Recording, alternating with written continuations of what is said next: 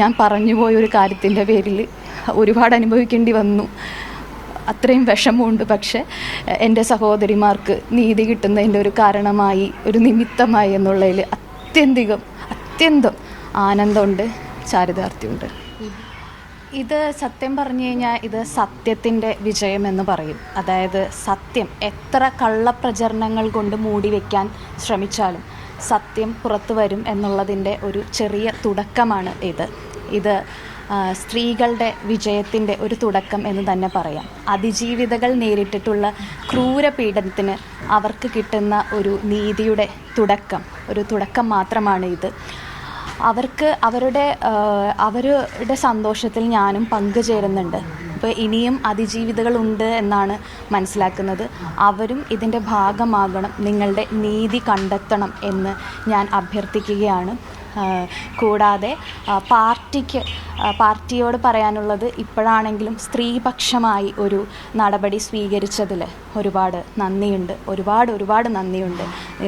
നേതൃത്വത്തിന് എല്ലാവരോടും തന്നെ നന്ദി അറിയിക്കുകയാണ്. എല്ലാ അതിജീവിതകളുടെ പേരിലുമുള്ള നന്ദി അറിയിക്കുകയാണ്. അവസാന നിമിഷം വരെ കോൺഗ്രസ് സംരക്ഷിക്കാൻ വേണ്ടി ശ്രമിച്ചു എന്നൊരു ആക്ഷേപമുണ്ടോ? ഇല്ല, അതിനെക്കുറിച്ചൊന്നും ഞാൻ പറയുന്നില്ല. എന്തായാലും സത്യമേവ ജയതേ എന്ന് പറഞ്ഞതുപോലെ തന്നെ സത്യം തന്നെ വരും. ഒരുപാട് സൈബർ അറ്റാക്കുകൾ നേരിടേണ്ടി വന്നു. ഇതെല്ലാം ഉണ്ടാക്കിയ കഥകളാണ്, വെറുതെ പറഞ്ഞതാണ് എന്നുള്ളത് ഇപ്പോൾ കോടതി തന്നെ അങ്ങനെ അല്ല എന്നുള്ള ആദ്യ സൂചന നൽകിയിരിക്കുകയാണ്. അപ്പോൾ സത്യം പറഞ്ഞാൽ അത്രയും വിഷമത്തോടു കൂടി ഞാൻ പറഞ്ഞുപോയൊരു കാര്യത്തിൻ്റെ പേരിൽ ഒരുപാട് അനുഭവിക്കേണ്ടി വന്നു. അത്രയും വിഷമമുണ്ട്. പക്ഷേ എൻ്റെ സഹോദരിമാർക്ക് നീതി കിട്ടുന്നതിൻ്റെ ഒരു കാരണമായി, ഒരു നിമിത്തമായി എന്നുള്ളതിൽ അത്യന്തം ആനന്ദമുണ്ട്, ചാരിതാർത്ഥ്യമുണ്ട്.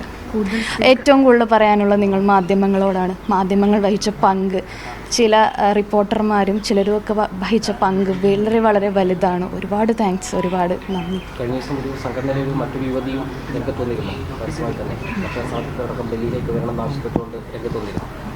അപ്പോൾ അങ്ങനെ സംഘടനകത്തിന് ഒരുവട്ടം സ്ത്രീകൾ ഈ അനുഭവം നേരിട്ടിട്ടുണ്ട് രാഹുലിൽ. അല്ല, അത് ആദ്യമേ തന്നെ ഞാൻ എല്ലാ കാര്യങ്ങളും പറഞ്ഞതാണല്ലോ. പലർക്കും പല പ്രശ്നങ്ങളും ഉണ്ടായിട്ടുണ്ട്. പലരും പറയാൻ മടിക്കുന്നതാണ്. ഞാൻ പറയുന്നത് അതിജീവിതകൾ ഇനിയും ഉണ്ട്. നിങ്ങൾ ട്രോമയായിട്ട് വീട്ടിലിരിക്കരുത്. നിങ്ങൾ ഓരോരുത്തരും നിങ്ങളുടെ നീതി കണ്ടെത്തണം. ഈ സമൂഹത്തിൻ്റെ മുന്നിൽ എന്താണ് സംഭവിച്ചതെന്നുള്ളതിൻ്റെ ആ ഒരു നേർചിത്രം ഈ സമൂഹത്തിന് കൊടുക്കണം. അതിൽ നമ്മളെല്ലാവരും ബാധ്യസ്ഥരാണ് എന്നാണ്. ആ പെൺകുട്ടി അടക്കം വലിയ തോതിൽ സൈബർ ആക്രമണം നേരിടുന്നുണ്ട്. ആ കുട്ടിയുടെ ഫോട്ടോ അടക്കം പലരും സമൂഹ മാധ്യമങ്ങളിൽ മറ്റും പ്രചരിപ്പിക്കുന്നുണ്ട്. അതെ, അതിപ്പോൾ അതിനും കർശന പോലീസിൻ്റെ ഇടപെടലുണ്ടായാലും അതും വലിയൊരു ആശ്വാസം തന്നെയാണ്. ഇനിയിപ്പോൾ ആ കുട്ടിയുടെ ഇതൊന്നും പുറത്തേക്ക് വിടാൻ ആരും തയ്യാറാവില്ല. ഇനിയിപ്പോൾ വേറെ കുട്ടികൾക്കാണെങ്കിലും ധൈര്യമായിട്ട് വരാം. കാരണം പോലീസിൻ്റെയും കോടതിയുടെയും മാധ്യമങ്ങളുടെയും ഈ സമൂഹത്തിൻ്റെ ഒക്കെ സംരക്ഷണം അവർക്കുണ്ട് എന്നുള്ളത് ഉറപ്പാണല്ലോ. അപ്പോൾ അതിലൊക്കെ മുന്നോട്ട് പോകില്ല എന്നുള്ള നിലപാട് ഞാൻ നേരത്തെ എടുത്ത തീരുമാനത്തിൽ തന്നെയാണ്. ഞാൻ മറ്റുള്ളവർക്ക് വേണ്ടി, സഹോദരിമാർക്ക് വേണ്ടി സംസാരിച്ചു എന്ന് മാത്രമേ ഉള്ളൂ. കാരണം ഞാൻ ശാരീരിക പീഡനങ്ങളേക്കേണ്ടി വന്നു. ഞാൻ ആ ട്രാപ്പിൽ നിന്ന് രക്ഷപ്പെട്ട ഒരാളാണ്. അതിനുള്ള ശ്രമം ഉണ്ടായിരുന്നു. അതിൽ നിന്ന് ഞാൻ രക്ഷപ്പെട്ട ഒരാളാണ്. അതിൽ രക്ഷപ്പെടാതെ പോയവരോട് വേണ്ടിയിട്ട് നിൽക്കുന്നു. കൂടുതൽ സ്ത്രീകൾ ആരെങ്കിലും, എനിക്ക് അറിവുള്ളവരാരെങ്കിലും മുന്നോട്ട് വരാൻ തയ്യാറാകുമോ നമുക്കറിയില്ല. അത് അവരുടെ പേഴ്സണൽ ചോയ്സാണ്. നമുക്ക് അവരാരെയും നിർബന്ധിക്കാൻ പറ്റില്ലല്ലോ. അവർ വരുമായിരിക്കും എന്ന് പ്രതീക്ഷിക്കുന്നു. വരണമെന്ന് ഞാൻ പറയുന്നു. കാരണം നീതി നേടിയെടുക്കേണ്ടത് അവരവർ തന്നെയാണ്. അല്ലാതെ ആരും നമ്മുടെ വീട്ടിൽ കൊണ്ടൊന്നും നീതി നേടിത്തരില്ല.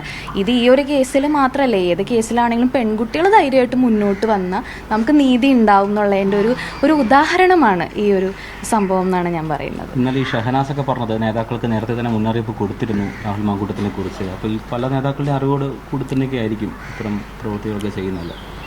അത് ഞാൻ ഓൾറെഡി പറഞ്ഞ കാര്യമാണ്. നമ്മൾ പല സ്ഥലത്തും പറഞ്ഞതാണ്. ഇതൊക്കെ പേരുകൾ ഞാൻ എടുത്ത് പറയുന്നില്ല. പേരുകൾ എടുത്ത് പറഞ്ഞാൽ അവരുടെയും കൂടി രാഷ്ട്രീയ ഭാവിയെ അത് ബാധിക്കും. ഞാനായിട്ട് ആരുടെയും രാഷ്ട്രീയ ഭാവി തൊലയ്ക്കാൻ ഉദ്ദേശിക്കുന്നില്ല. അതുകൊണ്ട് ഞാനായിട്ട് പറയുന്നില്ല. പക്ഷേ ഈ ഷഹനാസൊക്കെ പറഞ്ഞ ആ വ്യക്തികളൊക്കെ തന്നെയാണ് ഇതിൻ്റെയൊക്കെ ഇതെന്ന് നമുക്ക് പറയാൻ കഴിയും.